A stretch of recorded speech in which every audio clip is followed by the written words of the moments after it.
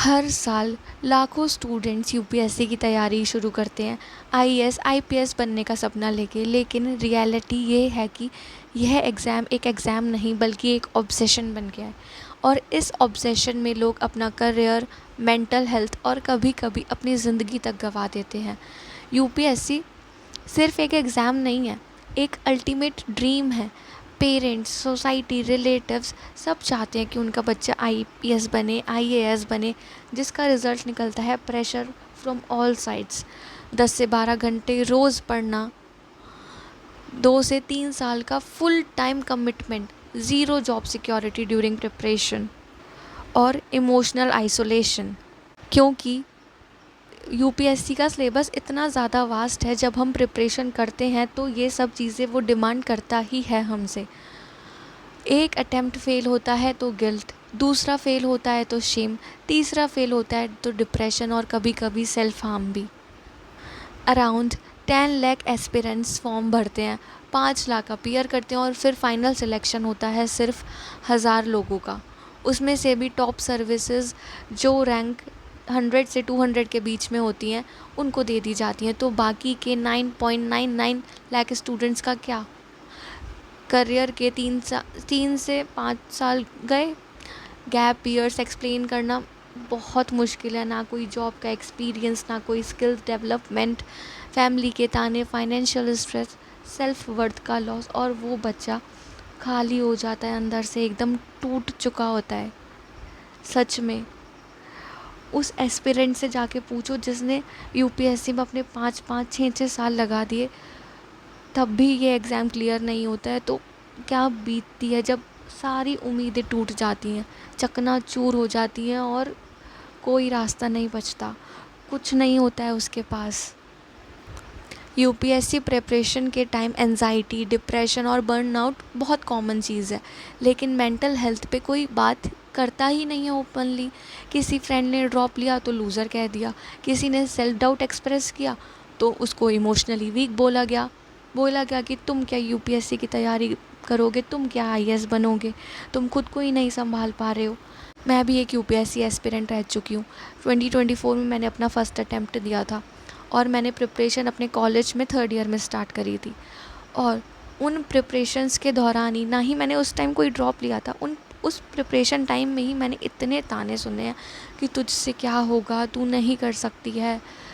और मेरी सबसे बड़ी गलती यही थी कि मैं इमोशनली इतनी ज़्यादा स्ट्रॉन्ग नहीं थी उस टाइम पे, और इसका मैंने असर अपनी प्रिपरेशन में देखा है।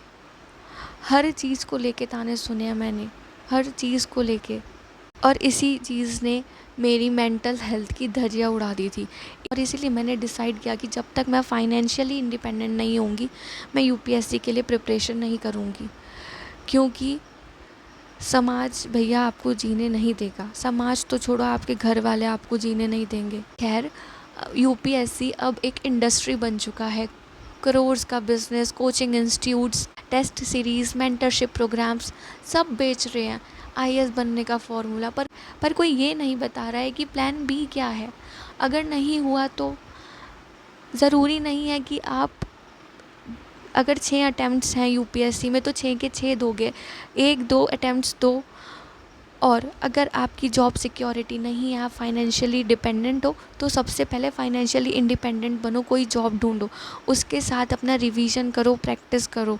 आई नो मुश्किल है, पर आपको ये चीज़ करनी पड़ेगी कि एटलीस्ट अगर बाय चांस यूपीएससी बाद में ना हुआ तो आपके पास एक जॉब तो रहेगा, आप किसी पे फाइनेंशियली डिपेंडेंट तो नहीं रहोगे, स्ट्रेस तो नहीं रहेगा, अंत में आपको गिल्ट तो नहीं रहेगा ना कि आपने ट्राई नहीं किया। यूपीएससी एक प्रेस्टिजियस गोल है, लेकिन ज़िंदगी का पर्पस नहीं है। अगर सिलेक्शन नहीं होता है तो कोई बात नहीं, और होता है तो बहुत अच्छी बात है। ज़िंदगी के और भी कई रास्ते हैं, और आज तो आप हर तरीके से पैसा कमा सकते हो, इतनी सारी अपॉर्चुनिटीज़ अवेलेबल हैं। और एंड में मैं यही कहना चाहूँगी कि यूपीएससी के साथ साथ करियर बैकअप ज़रूर रखो अपने पास। 2-3 अटैम्प्ट्स के बाद ऑनेस्टली एसेस करो कि आप आगे ट्राई कर सकते हो या नहीं। आपके पास फाइनेंशियल सिक्योरिटी है या नहीं, और नहीं है तो सबसे पहले फाइनेंशियली सिक्योर हो। मैं अपने एक्सपीरियंस से बता रही हूँ ये चीज़। मेंटल हेल्थ का ख्याल रखो।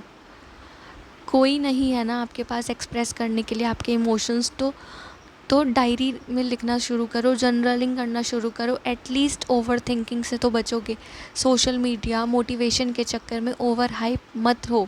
एक आइडेंटिटी बनाओ एग्ज़ाम से अलग। सिर्फ एक एग्ज़ाम है, आपकी ज़िंदगी का पर्पस नहीं। अपने डिसीजंस सोच समझ के लो। ज़िंदगी ख़त्म मत करो अगर यूपीएससी नहीं होता है तो कोई बात नहीं, एटलीस्ट आपने ट्राई किया, आपको नॉलेज है, उसे शेयर करना स्टार्ट करो। बैठे मत रहो। और जो भी एस्पिरेंट्स प्रिपेयर कर रहे हैं तो बिना डरे एग्ज़ाम देने जाओ, बिना डर के प्रिपरेशन करो। अगर डर के साथ प्रिपरेशन करोगे तो एग्ज़ाम कभी क्लियर नहीं होगा। Telling this from my own personal experience. Hope this video helped you. Do like, share and subscribe to my YouTube channel.